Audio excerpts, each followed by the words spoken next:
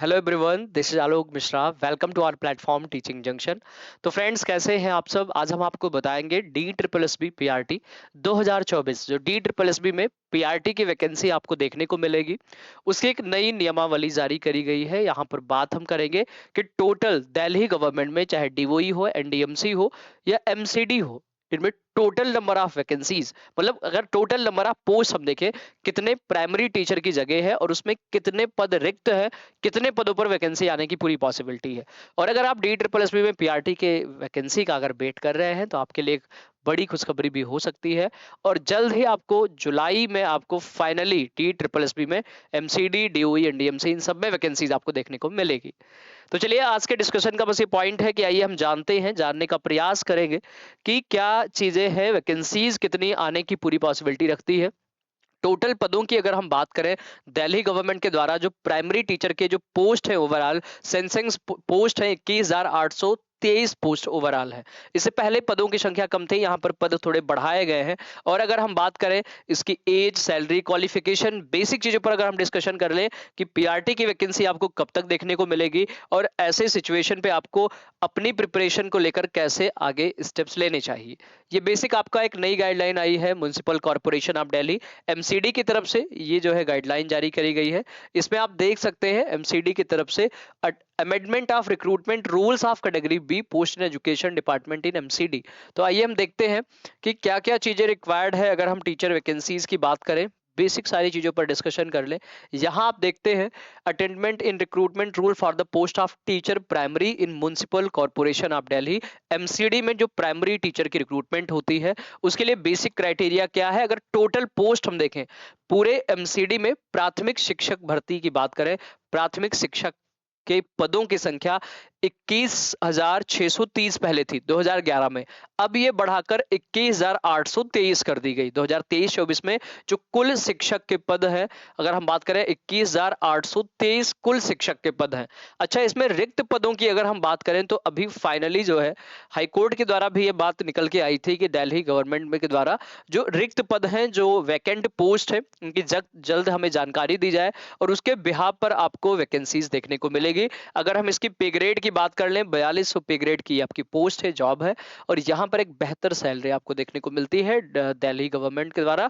आप ये दिल्ली अगर मेट्रोपॉलिटन सिटी, यहाँ पर अच्छा खासा एचआरए, टीए, डीए, ये लेवल 7 पे आपका जो है एज पर 7th सीपीसी, इसके बिहाफ पर आपको ये पूरी सैलरी देखने को मिलती है।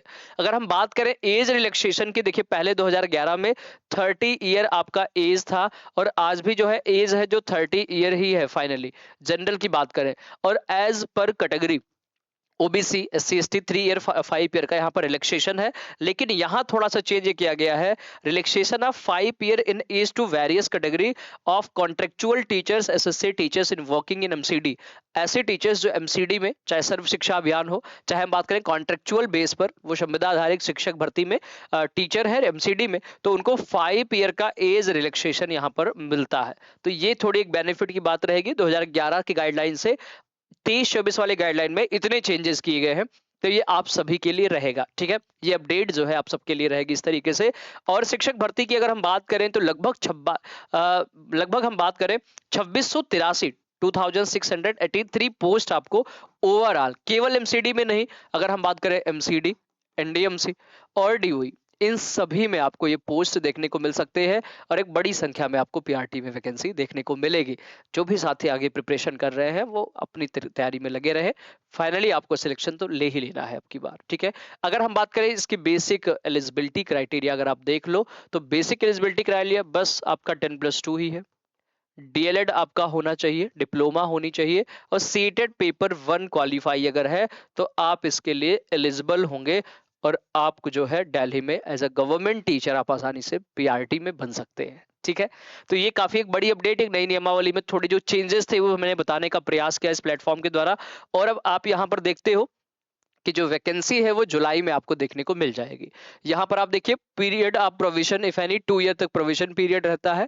बाई डायरेक्ट रिक्रूटमेंट की यहाँ प्रोसेस है, सीधे एग्जाम के बाद आपका फाइनल सिलेक्शन होता है। इसमें कोई इंटरव्यू जैसी चीजों का प्रावधान नहीं है। जैसे केंद्रीय विद्यालय में आप देखते हो, केवीएस और एनवीएस जैसे गवर्नमेंट या हम सेंट्रल गवर्नमेंट की बात करें, यहाँ पर आपको इंटरव्यू भी देखने को मिलता है, चाहे टीजीटी हो। भाई एनवीएस में तो वैकेंसी जो आती है वो टीजीटी पीजीटी की आती है, जबकि केवीएस की बात करें पीआरटी टीजीटी पीजीटी इन सबकी रिक्रूटमेंट होती है। लेकिन यहाँ पर बेसिकली इंटरव्यू है, जबकि दिल्ली गवर्नमेंट के अगर आप टीचर बनने की सोच रहे हैं, बनने का प्रयास कर रहे हैं, आप फाइनली बन सकते हैं, तो यहाँ पर आपको इंटरव्यू नहीं देना है, फाइनल आपके रिजल्ट के बिहाफ पर आपका फाइनली यहाँ सिलेक्शन हो जाता है। तो फ्रेंड्स, आपको ये सेशन कैसा लगा हमें कमेंट्स करके जरूर बताइए। ये जो अपडेट थी आपके दिल्ली गवर्नमेंट के द्वारा DSSB में एमसीडी की जो अपडेट थी उसको आपको बताने का प्रयास किया गया, और ये सेशन कैसा लगा आप कमेंट्स कर सकते हैं। शेयर कर दें अपने उन सभी फ्रेंड्स को जो भी टीचिंग एग्जाम से जुड़े एग्जाम की प्रिपरेशन कर रहे हैं। अगर आप प्रिपरेशन DSSB में पीआरटी की कर रहे हैं तो ये सेशन आपके लिए बेनिफिशियल रहेगा। तो thank you so much to everyone, thanks for watching my video.